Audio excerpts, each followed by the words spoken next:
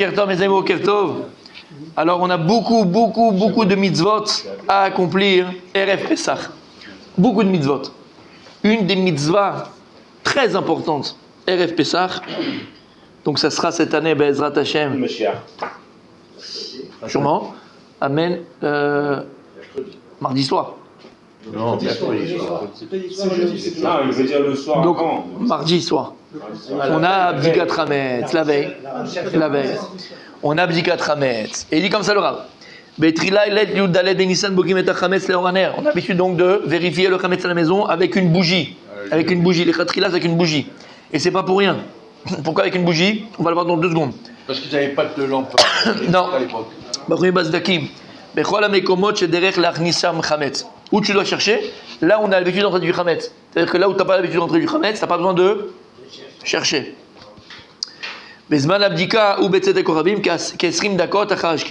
Le temps propice, optimal, on doit chercher le Hametz, et on peut d'ailleurs commencer à chercher le Hametz, c'est 20 minutes après la Shkia. 20 minutes après la Shkia. On voit le calendrier, tac, on donnera l'horaire bidiouk, 20 minutes après la Shkia. Et on a dit les Horaner.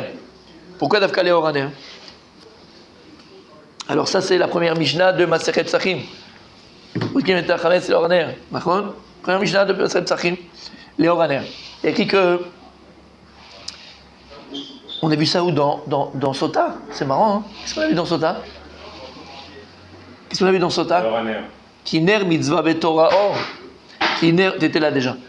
Kiner mitzvah betorah or. La mitzvah elle est comparée au ner. Et la Torah à la lumière. Pourquoi est-ce que la mitzvah est comparée au ner, à la bougie? Et la Torah à la lumière. La Gemara dans cette Sota, qu'est-ce qu'elle dit? C'est la mitzvah. La mitzvah, hein? Non, on ne rappelle pas? La mitzvah, hein? Quand on est à Sigba, Megala ou Matzla, voilà. La mitzvah, tant que tu es en train de l'accomplir, Megana ou Matzla, elle te protège, c'est une protection. Quand tu as arrêté de faire la mitzvah, elle te protège plus. Pourquoi? C'est comme la bougie. La bougie, quand tu l'allumes une bougie, c'est le temps qu'elle va fondre la cire. D'accord? Le temps de la... Alors que la Torah, elle comparait à quoi? La lumière. La lumière est l'infini.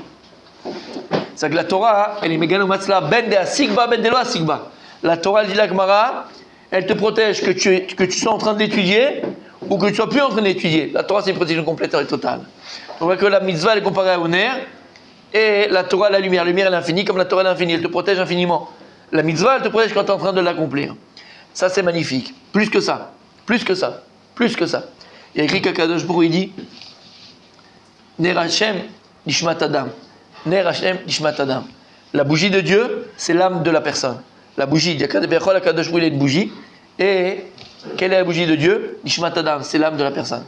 Et en fait, quand on te dit Beleil, le soir du 14 Nissan, Bodkim et Chametz, alors vous avez déjà entendu ça, on le répète encore une fois, quel Chametz on parle?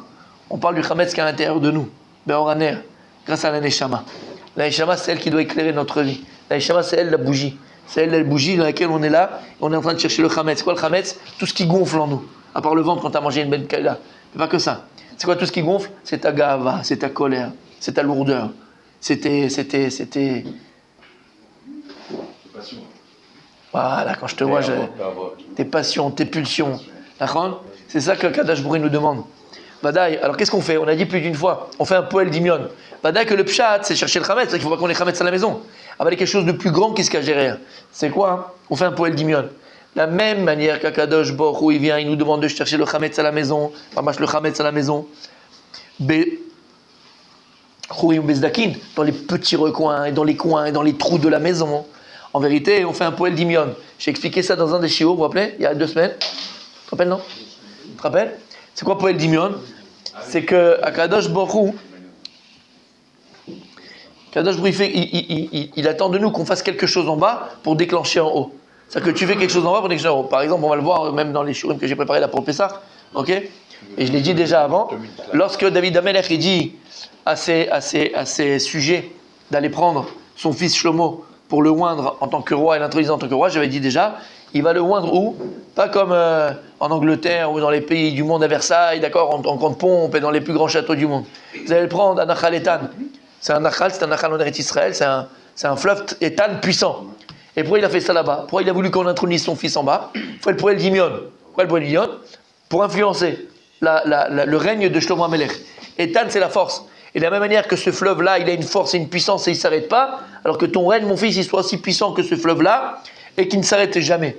Donc qu'est-ce qu'on voit ici? C'est pas stam, c'est pas pour marquer le coup, c'est pas pour faire joli. Non, c'est parce que Behemet, il y a une vraie HPA, une vraie influence lorsqu'on fait quelque chose en bas par rapport au spirituel. C'est pour ça qu'on avait dit, c'est pour ça qu'à Rosh Hashanah on mange tout ce qu'on mange, et Ratzon, on va voir aussi le Seder de Pessah, c'est un des cours qu'on va faire.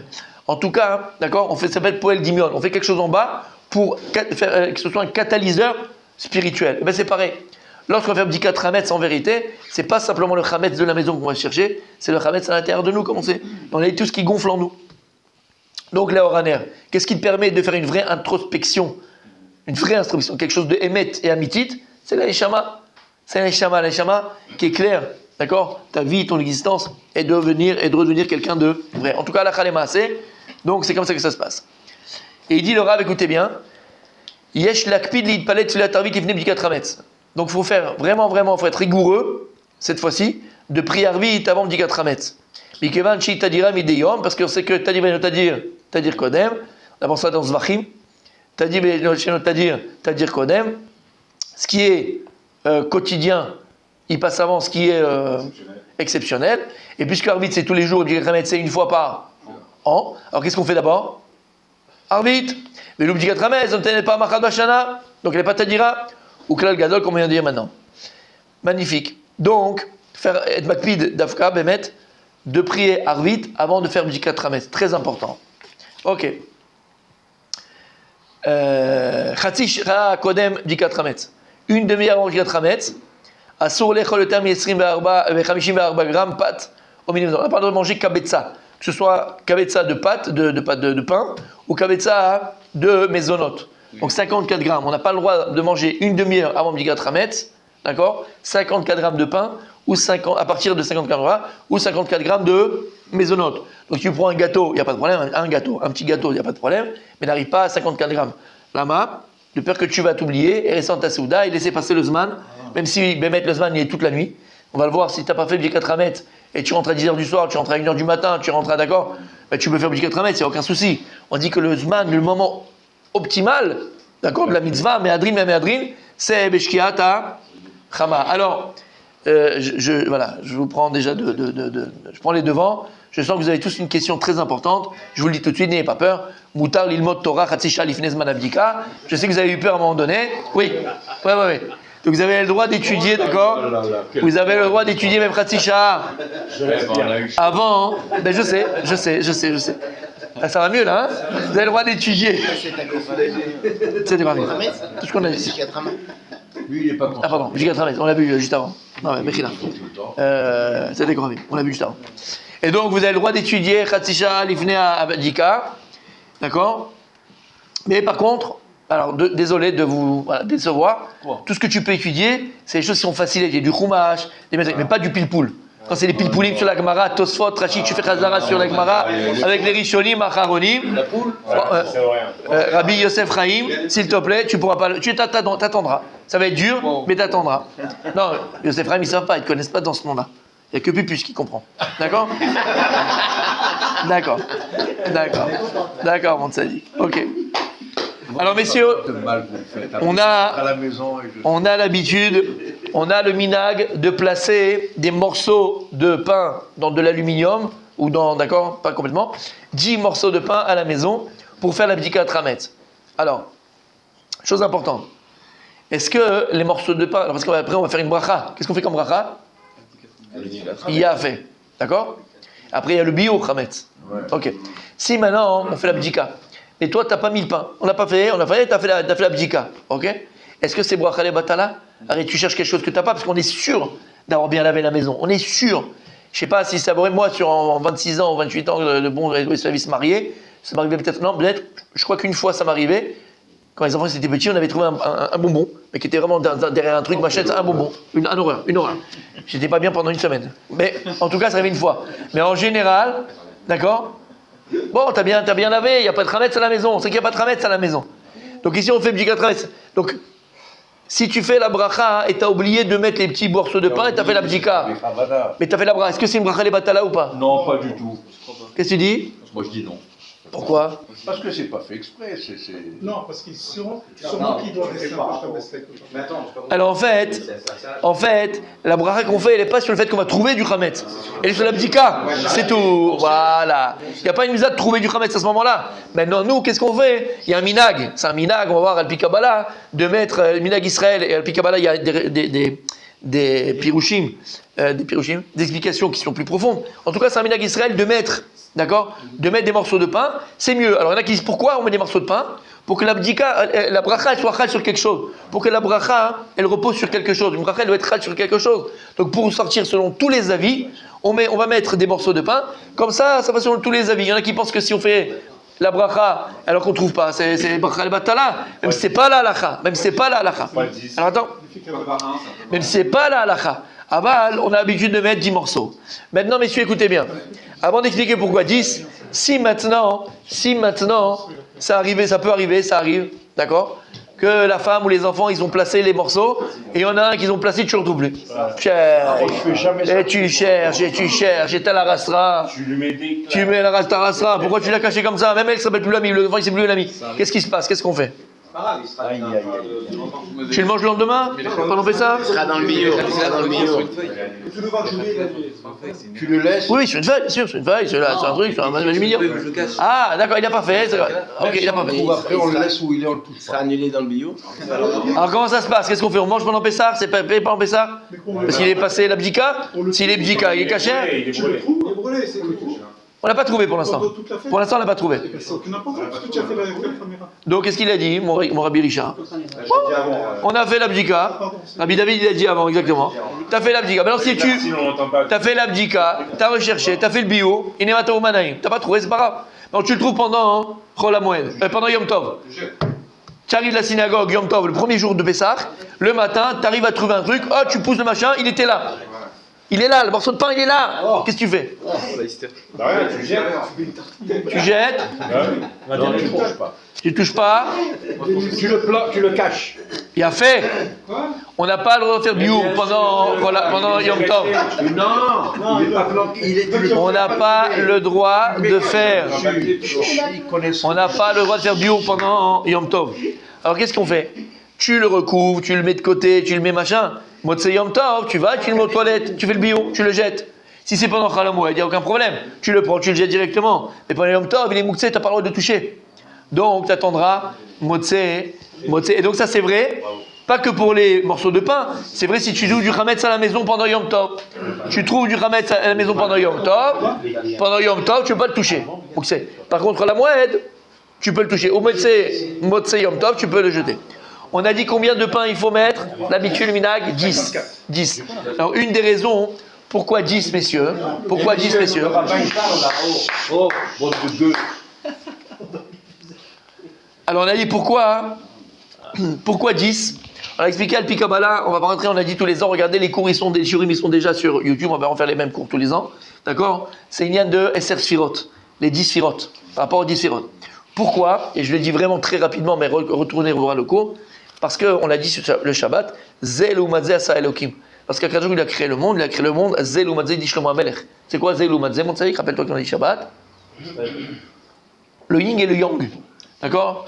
Le bien et le mal. Le bien, il n'a pas fait. Dieu ne fait pas le mal. Non. Il ne fait pas le mal.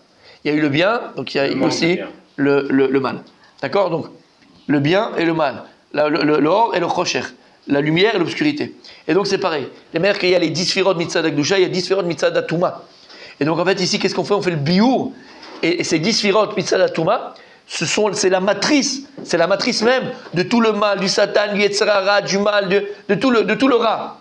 Donc qu'est-ce qu'on fait? On fait le biour de ces 10 choses-là, de ces 10 sphirot mitzad klipot, mitzad ara, mitzad sitra chara. On est mevarer otam. C'est pour ça qu'on met 10 par rapport à 10 sphirot, mitzad klipot, mitzad mal.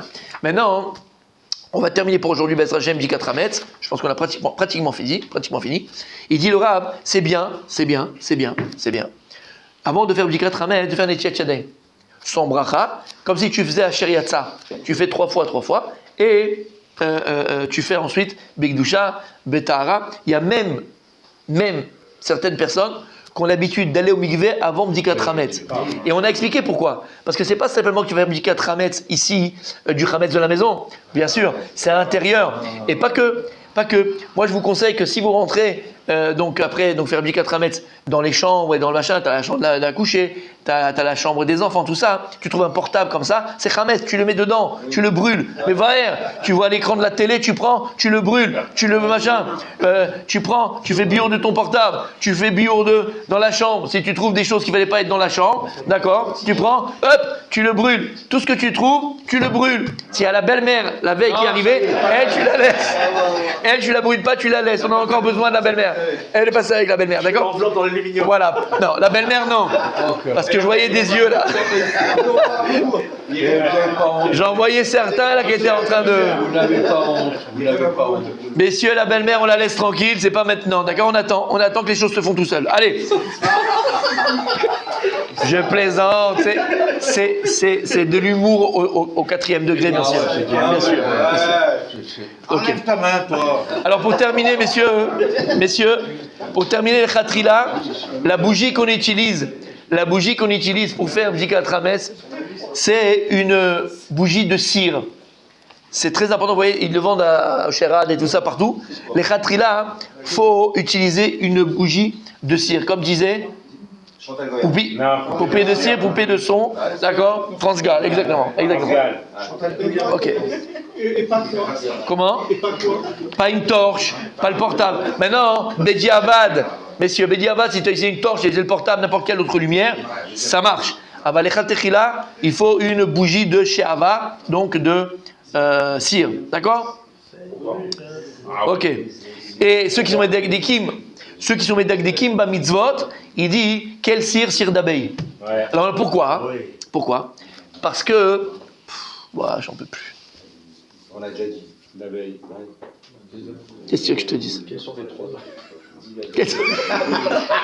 Pourquoi mon salut? Il n'est pas là. On a expliqué Shabbat, on va voir si lui qui se rappelle un peu de Shabbat, ce qu'on a dit.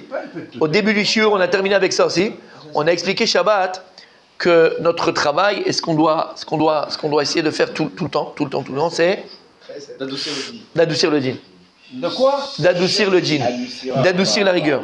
Yesh din barolam.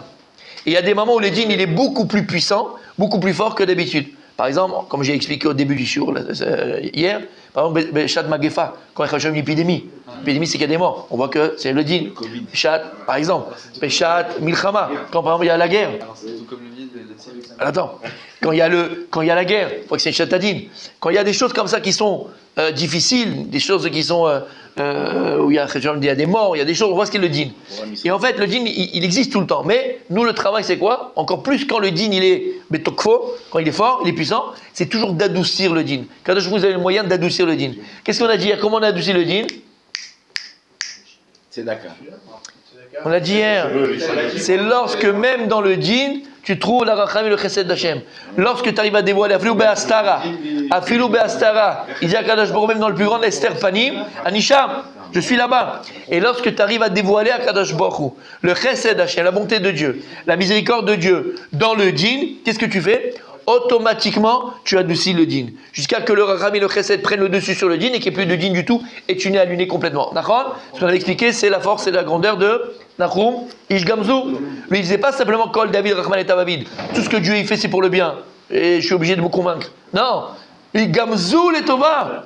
Il disait que même ça, ce qui arrive, c'est le bien. C'est qu'il était capable de voir le chesed et le tov et le racham et l'Hachem dans le din. Et grâce à ça, il a annulé le din et avec le racham et le chesed. Comme ça, on a eu le din. Si toi, dans ta vie personnelle aussi, tu arrives à avoir le tov même dans ta galère, et la racham même dans ta galère, et le chesed d'Hachem même dans ta galère, automatiquement, tu estompes le din jusqu'à que tu l'annulles complètement. C'est clair jusque-là? C'est bon. C'est bon jusque-là? C'est bon. Donc en fait, qu'est-ce qu'on est en train de faire? On fait Bdikat Hametz. C'est quoi le Hametz? Le Hametz, c'est le din. Comme on a expliqué, entre la différence de la matzah et du Hametz et du pain. Comme on a expliqué hier en plus. Bon, la matzah, elle prend tout son sens par rapport au shiur qu'on a fait hier. En fait, quand on dit Al-Achmania, dire Lobatana, et chacun il a dit Kol des Rfein, Yabo Yochal, Kol des Trir, Yabo Ibsah. Tout celui qui n'a pas, il vient faire ça avec nous. On a dit en fait, c'est qui a dit ça? C'est eux, entre eux, les bénis Israël à ce moment-là, quand ils sont sortis d'Égypte. On dit à nos enfants, regardez, écoutez bien ce qui s'est passé quand on est sorti d'Égypte. Parce qu'Hachim a dit, Bechipazan, on doit s'empresser de sortir. Il y en a qui n'avaient pas préparé. Ils n'avaient pas de matzah. Alors l'autre, il a dit à son copain, et elle a dit à sa voisine juive, il dit, écoute, n'aie pas peur. Moi, j'ai chez moi à la maison. J'ai préparé, moi, des mietzot. N'aie pas peur, vite, viens qu'on sort, juste qu'on sort d'Égypte. Et je vais te donner de la matzah, je vais te donner du pain. Alors qu'est-ce qui s'est passé? Ils ont partagé le pain. C'est pas qu'est-ce qu'on fait à l'Armania? Yachatz. C'est pour ça qu'on coupe la matzah en deux. Pour se rappeler qu'à ce moment-là, ils ont fait un chesed extraordinaire, l'âme Israël. Parce que lorsque tu sors de prison, tu sors et c'est précaire, tu vas dans le désert, tu vas non seulement regarder pour toi, mais tu as peur qu'il n'y en ait pas assez pour après. Non, ils ont dit non, on va le partager. Et plus que ça, qu'est-ce qu'on fait? On avait dit, quand on partage, on ne peut pas partager la matzah en deux de manière équitable. Il y a toujours un morceau plus grand, un morceau plus petit. Le morceau petit, on le laisse sur la table pour nous. Et le morceau grand qui a fait quand même, on le donne. D'accord? On l'enlève.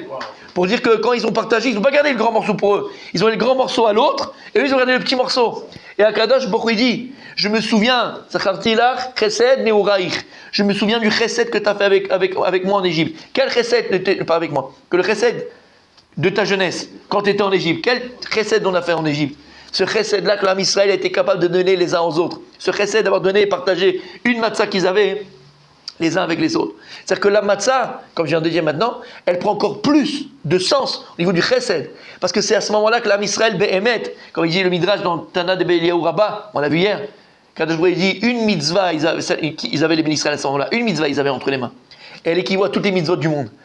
Plus de 100 mitzvot. Quelle mitzvah? Mitzvah de chesed. Ils ont été capables, alors que je les fais sortir comme ça, ils ne savent pas où ils vont. Garde pour toi, garde pour tes enfants. Non, je partage. Et le petit morceau, je le garde, et le grand morceau, je le donne à l'autre. Donc on voit que la matzah, on s'indique, c'est quoi? C'est la notion de chesed, de rachamim. À l'inverse, la matzah, c'est gonflé, c'est la gaba, c'est à moi, c'est mon nombril, c'est moi. D'accord? Oui? Ok. Donc la matzah, c'est le din. Le chametz, c'est le din. La matzah, c'est le chesed. D'accord? Donc qu'est-ce qu'on fait le soir du seder, la veille? Qu'est-ce qu'on fait la veille? Qu'est-ce qu'on fait la veille de Pessah?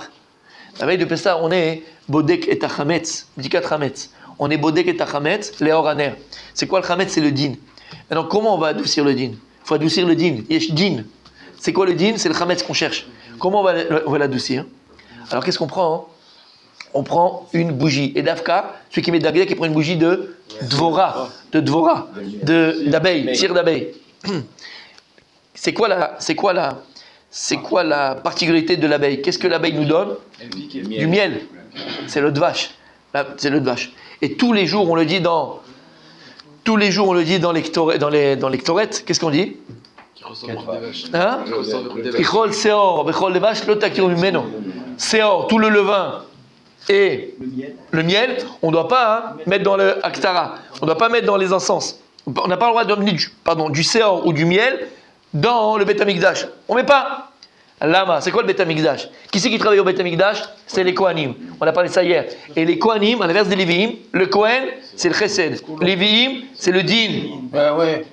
C'est pour ça que les Kohanim, par exemple, n'ont pas le droit de s'impurifier pour les morts. Ils ne peuvent pas entrer dans un cimetière. C'est quoi le cimetière? C'est quoi les morts? C'est le Din. C'est la fin, donc c'est le Din. Il y a plus grand Din dans le monde, c'est la mort. Donc c'est ça que les Kohanim, que la Midas, c'est Chesed. Il ne peut pas s'impurifier pour un mort. Il ne peut pas entrer dans un cimetière. Lama, tout le tafkid d'un Kohen au Beth Amikdash, c'est quoi? C'est de faire descendre le Chesed Hashem, la montée de Dieu sur qui? Sur Am Israël. Ça, la voda des Kohanim. Écoute bien. Le Beth Amikdash, qui est l'endroit propre de quoi? De Chesed d'ailleurs. On n'a pas le droit de construire le Beth Amikdash et les pierres du Beth Amikdash avec du métal et des matériaux lama. Il appelait Yerushalayim, Shalom.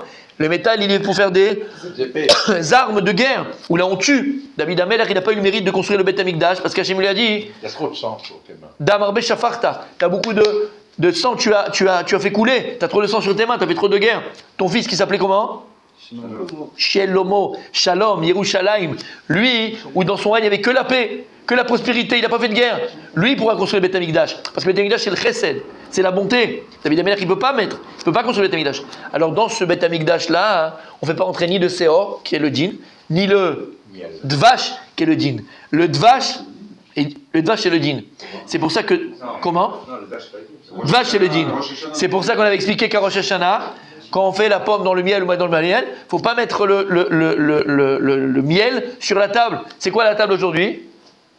Maintenant que le misbach il a été détruit, Shulchano shel Adam mechaperet alav. La shulchan, la table que tu as à la maison, c'est l'autel, c'est le misbach. Et de la même manière qu'au Beth Amikdash, on n'amenait pas le miel, parce que le miel c'est le djinn. Le miel c'est le djinn. On avait expliqué pourquoi. Le miel c'est le djinn. Alors on n'a pas le droit d'amener le miel. On ne met pas le miel sur la table à Rosh Hashanah. On ne met pas le djinn à Rosh Hashanah. On le met à côté, on fait comme on fait. Et on ne met pas sur la table, parce que c'est le djinn. Maintenant, dvash c'est quoi dvash? Dvash c'est la gematria de combien? De 306. Non, c'est juste à Peugeot. 307. Vache, 2. 306, il a fait, la Peugeot. 306. 306. C'est quoi 306? C'est quoi 306? C'est quoi 306? C'est quoi 306?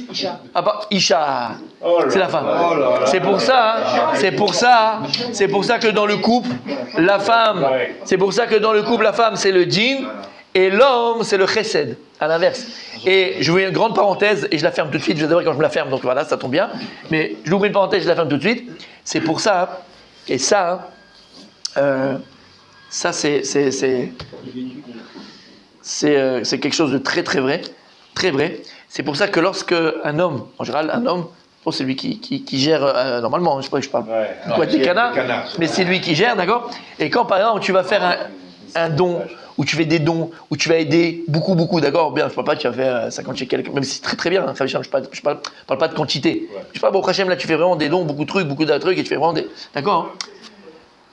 5% de ce que tu fais, dis-le à ta femme, le reste, tu dis pas. Ne dis pas. Parce que la femme, elle est digne, la femme, elle va dire, mais les enfants, et nous, et tata, et comment faire. La femme, elle c'est le frein. Elle fait pas. Et moi, je me rappelle, mon grand-père, il a fait je racontais souvent ici, mais des milliards de choses, des milliards. Personne n'était au courant. Même pas ma grand-mère. Enfin, ma grand-mère, elle était au courant de choses. Bon, voilà, une fois, il a fait un mikvé, elle était contente, ils sont partis ensemble, ils ont fait une migration, machin. Mais il a fait 100 000 fois plus que ça. Et jamais il disait à ma grand-mère. Il disait pas. Lama, la femme, c'est un frein. La femme, c'est un frein. Elle va dire, mais les enfants, et la mire, et le toki, tatata. La femme, c'est le djinn. L'homme, c'est le chesed. Et d'ailleurs, il y a fait méode Rabbi Julien. Tu vois quand tu veux? Tu vois quand tu veux? La femme, c'est le djinn. C'est pourquoi la femme, c'est le djinn. Pourquoi la femme, c'est le djinn. Pourquoi la femme, c'est le djinn aussi. Isha, la femme, c'est le djinn. Alors, pas simplement au niveau kabbalistique, on va dire même au niveau physique. Mais ce que tu vois au niveau physique, tu retrouves le kabbalistique, au niveau spirituel. Exact. Ah là là, maintenant tu peux en parler, c'est bien. Tu vois, ça tombe bien. La Turquie. Eh ben voilà, d'accord. Eh ben en tout cas, exactement les cheveux. L'inverse de l'homme et la femme, elle a l'habitude, toutes les femmes du monde, et c'est comme ça depuis le milieu du temps, à laisser pousser ses cheveux. Et d'ailleurs, la beauté d'une femme, c'est ses cheveux. Les jeunes filles, elles sont là, d'accord, à se mettre, et quand elles disent, je vais devoir me couvrir les cheveux, c'est compliqué, c'est dur. C'est les cheveux, c'est Pantene, c'est L'Oréal, la pub L'Oréal, quand les machins, les trucs, d'accord. Les cheveux, c'est la beauté d'une femme. Chez l'Oneda, chez Mishmor, on a tous vu ça, et malheureusement, d'accord, à la fin de la Deuxième Guerre mondiale, quand il y avait les collabos, les femmes qui ont été avec des Allemands, on les rasait les têtes. Chez l'Oneda, chez Mishmor, dans les camps de concentration, on rasait les têtes aux femmes. Pourquoi? Parce que il n'y a pas plus humiliant, c'est même le mot, il est gentil, hein. C'est gentil, pas plus humiliant qu'à chez Mishmor de devoir raser la tête d'une femme. Il n'y a pas pire que ça. La beauté et la splendeur d'une femme, ça fait partie de ses cheveux. Maintenant, le premier, c'est quoi? C'est qu'on sait que les cheveux de la tête, d'accord, les cheveux, c'est le djinn. Les cheveux, c'est le djinn. Maintenant, pourquoi est-ce que les cheveux, c'est le djinn? Je le dis très rapidement, parce que tout ce qui s'appelle dans le corps humain, tout ce qui est dans le corps, est ce qu'on appelle les moutarot. Moutarot, c'est-à-dire que c'est tout ce qui sort du corps humain, ce qui sort en plus du corps humain, qui n'est pas du corps. Par exemple, le nez fait partie du corps. Voilà. Les oreilles font partie du corps. Tout ce qui sort du corps, qui est en plus du corps, c'est le djinn, à part la barbe. À part la barbe. La barbe qui fait partie du visage, on appelle ça le tapourine et toutes les choses. Bon, on ne va pas entrer dans les détails qu'on fait les 13 dans le petit Zohar, d'accord, qui sont à match, ça c'est le chesed. C'est le chesed, la barbe. On ne parle pas dans ça. Il y a les cheveux, tout ce qui est séhar, tout ce qui est cheveux. C'est-à-dire que les kohanim, ils devaient être entièrement rasés. Parce qu'en fait, c'est le chesed entier. Eux, c'est le chesed. Donc en fait, il faut raser le djinn. Il ne faut pas qu'il y ait un poil de djinn chez les kohanim. Il ne faut pas qu'il y ait un poil de djinn chez les kohanim. Et les cheveux aussi, on faisait tout. Donc en fait, on comprend. La femme, c'est le djinn. Pourquoi? La femme, c'est les cheveux. D'où, Rabbi, mon tzaddik, d'où l'importance et l'obligation que les femmes, elles ont de couvrir les cheveux. Parce qu'il ne faut pas qu'on voit le djinn. Parce que si tu laisses les cheveux en comment on dit, truc clair essence là, comment on dit en liberté, on va dire. En fait, c'est tu laisses le djinn se propager, chas v'shalom, au niveau spirituel. Alors qu'est-ce qu'on fait? On coupe, on cache et on bloque le djinn qui est sur la femme. Donc les cheveux, c'est le djinn. C'est pour ça qu'une femme doit se couvrir la tête, pour amoindrir le djinn, pour assouplir le djinn qui est dans la femme. Et donc c'est pour ça que tu vas venir avec une bougie qui est faite d'abeilles. L'abeille, c'est quoi? C'est le miel, c'est le vache, la cire d'abeille. Pourquoi? Parce que là, on est quoi? Quand on fait la bougie 4 Hametz, on vient adoucir le djinn. On ne vient pas adoucir le djinn. On vient de Mevaer et Tadine. On vient ici quoi? Les vaères. Annuler, brûler, enlever complètement le djinn. C'est ce qu'on fait le soir de Bdi 4 Hametz. C'est pour ça que sur la Bdi Kabbalah, c'est très très bon et c'est très très bien de faire la Bdi 4 Hametz avec une bougie de cire d'abeille. Pourquoi c'est le djinn et le Hametz c'est le djinn? Exactement. Exactement. Adoucir le djinn, je comprends pas. Exactement. Moi, ça fait plus. Exactement. Non, on ne veut pas adoucir, on veut... Exactement. On va l'annuler. On va annuler le djinn. Donc grâce à ça, tu vas annuler le djinn. Shamata, il a fait. Le djinn de H et le Hametz. Exactement.